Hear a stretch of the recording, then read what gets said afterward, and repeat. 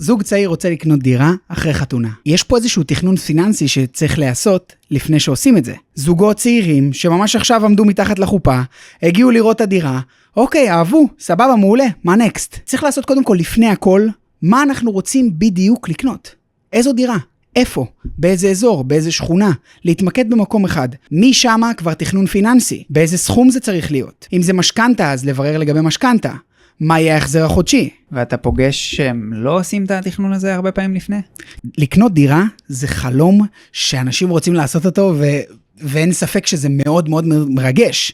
אז אנשים ממהרים, רוצים ללכת לראות אותה, בוא נלך לראות את הדירה, אבל רגע, שנייה, כסף, כלכלה קצת, כי ברגע שאתה תגיע למצב שאתה אומר, טוב, זאת הדירה שאני רוצה, מה הלאה, איך אתה מתקדם? אז אתה רוצה לדעת שהוא באמת יכול להתקדם, ולא רק לצפות שתהיה שם איזושהי עסקה. בדיוק, אז באמת חשוב מאוד לעשות תכנון פיננסי לפני זה. ראית את הדירה שאתה אוהב, יש לך כבר תכנון פיננסי בראש, ואתה סגור על האזור שאתה רוצה לקנות בו דירה, משם הרבה יותר קל לך להתקדם לעבר עסקה.